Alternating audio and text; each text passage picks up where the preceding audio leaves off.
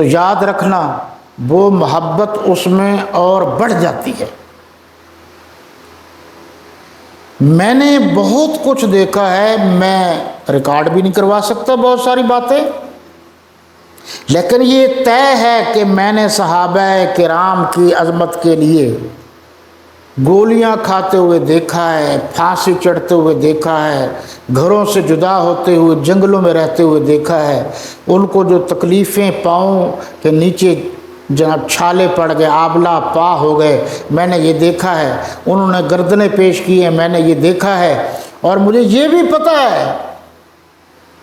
کہ تختہ دار پر جب وہ لٹک گئے تو انہوں نے کالا کپڑا ان کے چہرے پر ڈالا تو کہا، کپڑے کو ہٹا کر کہا،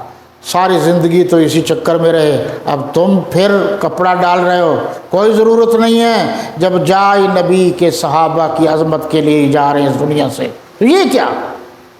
بہرحال میری سوچ یہ ہے کہ جب قرآن نے کہہ دیا ہے تو پھر ہمیں باقی باتوں میں پڑھنے کی ضرورت نہیں ہے، اس لیے کوئی بھی ہو،